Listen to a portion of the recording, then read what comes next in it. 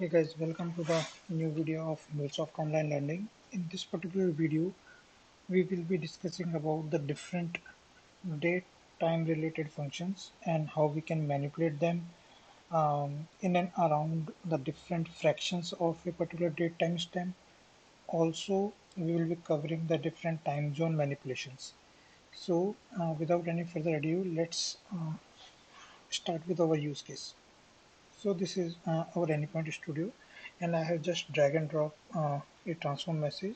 I will be walking through you all these particular I can say the functions and the capabilities which are available. So let's start it. Okay, so this is like one of the variable which I have created number of days, and I have marked it as 3.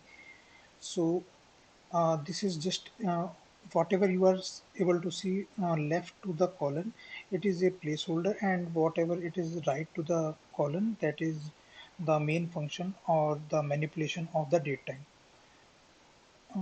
I would like to add one more thing, it will be better. So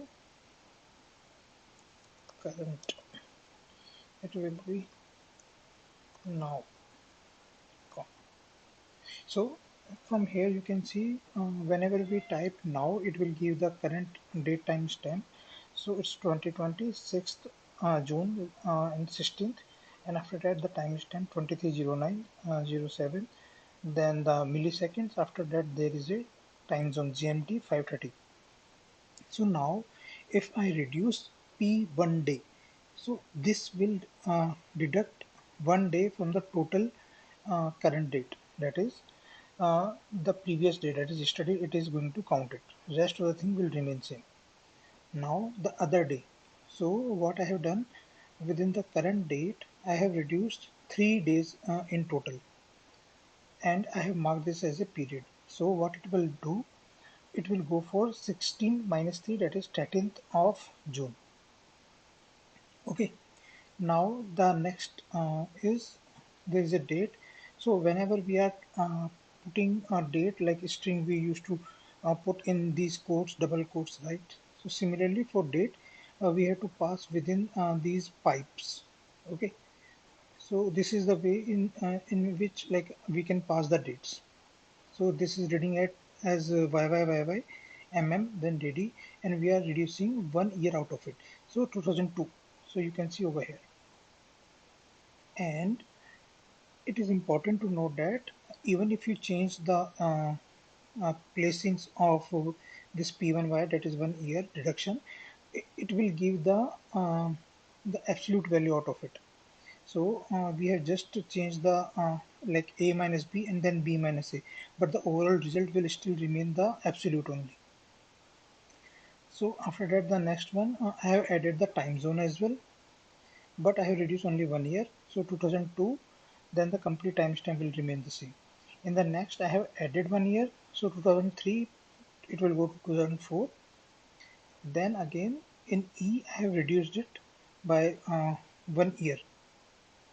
So this time I have removed this that jet sign as well.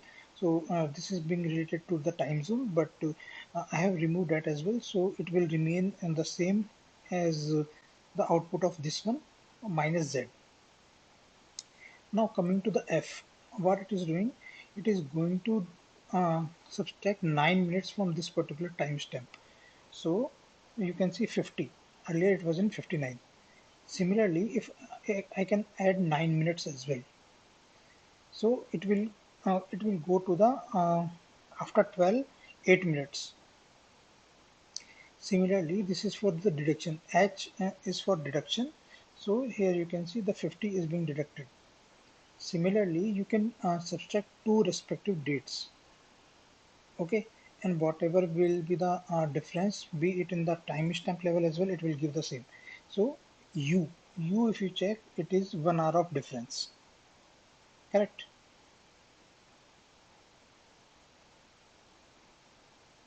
Correct. 23 22. So similarly, if we go on to the next level, it will give this difference as well. That is, we are on the J. So 4 hour of difference because it is counting the difference of this time zone plus minus as well. In the earlier it was the same, so it didn't counted for that. So it was taking only the difference of 23 to 22. Now going for the day, and the K, what it is, we have to break it down into two parts. First, try to read it up to this particular line. Okay, so what we are doing, we are going to reduce 2 years. That is, we are going to have 2001. Okay, after that, we are going to reduce 9 months. That is January. Then one day. That is, it is going to the previous date. Means 2000, 2000, and within the December it is landing now. Now after that I have removed 57 minutes and 59 seconds out of it. So I have removed this particular path basically, and on top of it I have added 2 hours. So 23 plus 24 and plus the next day. So it will gradually land to the 1st of January. Okay. Now going to the L, it is basically the difference. So 1 hour of difference you can see over here. The next one is uh, so it will be combination of year, date, year, month, and date. Oh, so it will be 89 of days and 52 of hours. No, no, no, no. It is being converted into the complete hours. 8952 hours. Similarly, 8760 hours, and along with that time zone 8760. So this is converting all into the hours basically. After that is leap year. This is a function which is available in DW core, and whenever you pass any date time in it, it will come out whether it is a leap year or not.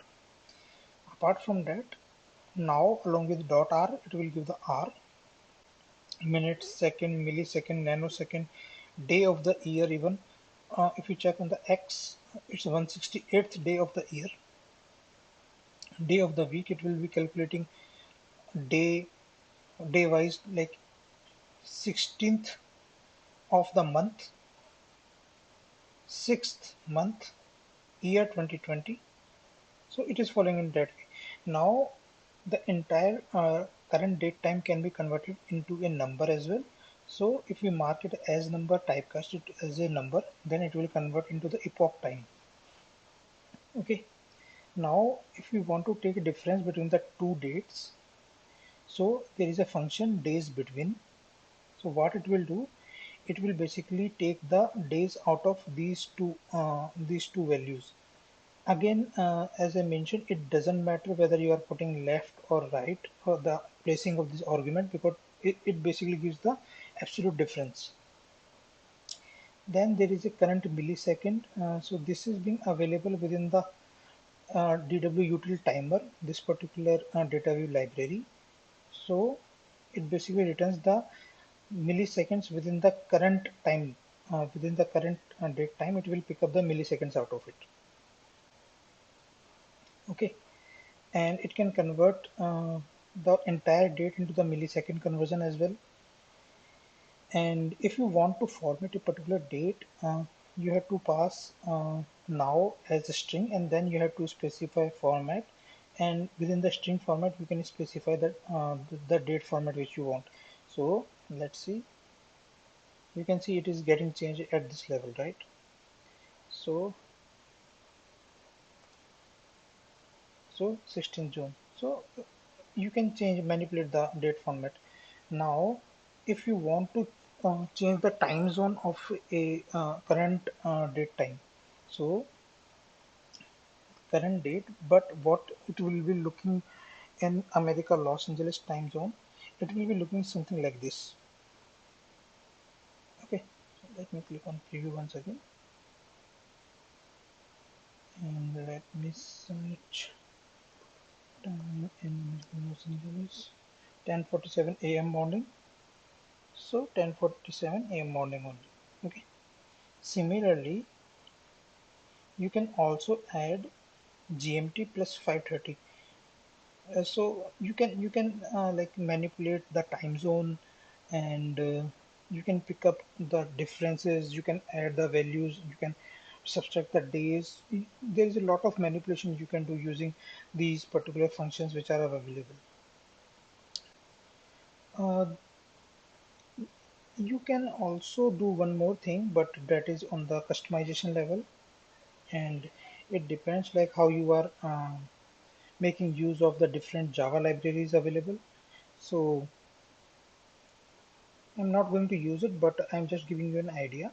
So you can import Java util time zone, and within the time zone, you can create a function time zone in which it is going to retrieve the default time zone out of it, and it is going to display it. Likewise, you can refer this util time zone Java library and make use of those static functions accordingly in your data view function. And how to use that, and that I have already covered in one of my previous videos of how to invoke Java static and non-static functions within the data view.